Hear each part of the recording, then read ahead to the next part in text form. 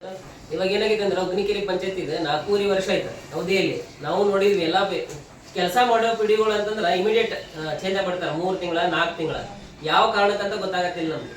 ಇವಾಗ ಏನಾಗೈತಿ ಹಗರಣ ಮಾಡೋದ್ ಪಿಡಿಯೋನ್ನ ಏನ್ ಮಾಡ್ತಾರ ಇವ್ರಿಗೆ ಮಾಹಿತಿ ಕೊಟ್ಟರು ಕೂಡ ಅವ್ರು ಬಂದು ಎನ್ಕ್ವೈರಿ ಮಾಡಂಗಿಲ್ಲ, ಅವ್ರು ನಿನ್ನ ಸಸ್ಪೆಂಡ್ ಮಾಡಂಗಿಲ್ಲ. ಇವ್ರು ಏಕಾಏಕಿ ಇವ್ರಿಗೆ ಮೊನ್ನೆ ನಾವು ಏನಾಗೈತಿ ಇವರಿಗೆ 16 ತಾರೀಕಿಗೆ ಸಾಮಾನ್ಯ ಸಭೆ ನಡೀತು ನಮ್ಮ ಪಂಚಾಯತಿಯಲ್ಲಿ. ಆ ಸಾಮಾನ್ಯ ಸಭೆಯಲ್ಲಿ ಏನ್ ಮಾಡಿದ್ವಿ, ಎಲ್ಲ 14 ಮಂದಿ ಮೆಂಬರ್ ಅಟೆಂಡ್ ಇದ್ರು, ಹಾಜರಿದ್ರು. ಆ ಹಾಜರಿದ್ದ ಮೆಂಬರ್ ಎಲ್ಲ ಒಪ್ಪಿಗೆ ತಗೊಂಡು ಏನಾಗೈತಿ ಇದೇ ಪಿಡಿಒ ಕಂಟಿನ್ಯೂ ಆಗ್ಬೇಕು ಮತ್ತೆ ಮುಂದುವರಿಬೇಕು ನಮ್ಮ ಪಂಚಾಯತಿಯಲ್ಲಿ ಕೆಲಸ ಹಾಕವ ಅಂತೇಳಿ ಒಪ್ಪಿಗೆ ತಗೊಂಡು ಮನವಿ ಏನು ಅರ್ಜಿ ರೆಡಿ ಮಾಡಿ ಇವರಿಗೆ ಮನವಿ ಕೊಟ್ಟು 18ನೇ ತಾರೀಕಿಗೆ. ಅವಾಗ ಏನಾಗೈತಿ 18ನೇ ತಾರೀಕಿಗೆ ಇವರು ಏನ್ ಮಾಡ್ಬಿಟ್ರೆ ಸಾಯಂಕಾಲ ಪಿಡಿಒ ಚೇಂಜ್ ಆಗ್ಯಾರ ಅಂತ ಅಲ್ಲಿ ಆರ್ಡರ್ ಹಾಕ್ತಾರೆ. 5 ಪಿಡಿಒರಿಗೆ ಚೇಂಜ್ ಆಗ್ಯಾರಪ್ಪ ಅಂತೇಳಿ, ಇನ್ನೊಬ್ಬರು ಮನೆಯಾರ ಪಿಡಿಒ ಬಂದಾರ, ಮೂಲ ಪಂಚಾಯತಿ ಪಿಡಿಒ ಅಂತೇಳಿ. ಹಿಂಗಾದಾಗ ನಮ್ಗೆ ಸಮಸ್ಯೆನೇ ಗೊತ್ತಾಗತ್ತಿಲ್ಲ. ಬರೀ 1 ವರ್ಷದಲ್ಲಿ 4 ರಿಂದ 5 ಪಿಡಿಒಗಳು ಚೇಂಜ್ ಆಗ್ಯಾರ. ಇದೇ ವರ್ಷ ಅಕಾಡೆಮಿಕ್ ಇಯರ್ ಅಲ್ಲಿ ಕೆಲಸ ಕಾರ್ಯಗಳನ್ನ ಹೆಂಗ್ ಮಾಡ್ಬೇಕಂತ ಗೊತ್ತಾಗತ್ತಲ್ಲ ಮೆಂಬರ್ಗಳಿಗೆ. ಆ ರೀತಿ ಇವ್ರು ಇದ್ದ ವೆಂಕಪ್ಪ ಹೊಟ್ಟಿಗೌಡರು ಸರ್ ಏನಂತಂದ್ರೆ ಸಾಮಾನ್ಯ ಜನರು ಏನ್ ಸಮಸ್ಯೆ ಅದಾವ ಅವರ ಖುದ್ದಾಗಿ ಆಲಿಸಿ ಅವ್ರು ಏನಾಗೈತಿ ಸರಿಪಡಿಸ್ಯಾರ.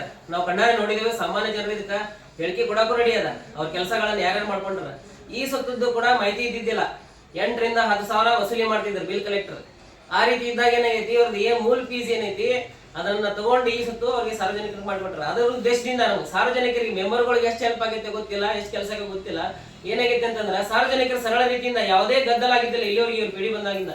ಮತ್ತೆ ಇವಾಗ ಏಕಾಏಕಿ ಏನಾಗೈತಿ ಪಿಡಿಒ ಚೇಂಜ್ ಮಾಡಿದಾರ, ಮತ್ತೆ ಅದೇ ರೀತಿನ ಹೋಗ್ತಾ ಐತಿ. ಅದಕ್ಕೋಸ್ಕರ ಆ ಉದ್ದೇಶಕ್ಕೋಸ್ಕರ ಏನಾಗೈತಿ ನಮ್ಗೆ ಈ ಕೆಲಸ ಮಾಡೋರು ಪಿಡಿಒ ಇರ್ಲಿ ಅಂತೇಳಿ ಬೇಡಿಕೆ. ಯಾರಾದ್ರೂ ಕೂಡ ಪಿಡಿಒ ಅಂದ್ರೆ ಅಭಿವೃದ್ಧಿ ಅಧಿಕಾರಿಗಳು ಒಂದೇ, ಅದೇನಾಗೈತಿ ಕೆಲಸ ಮಾಡೋರು ಸಾಮಾನ್ಯ ಜನರಿಗೆ ಕೆಲಸ ಮಾಡೋರು ನಮ್ಗೆ ಪಿಡಿಒ ಇರ್ಲಿ ಅಂತೇಳಿ ನಾವು ಬೇಡ್ಕೊಳಕತ್ತೇವೆ.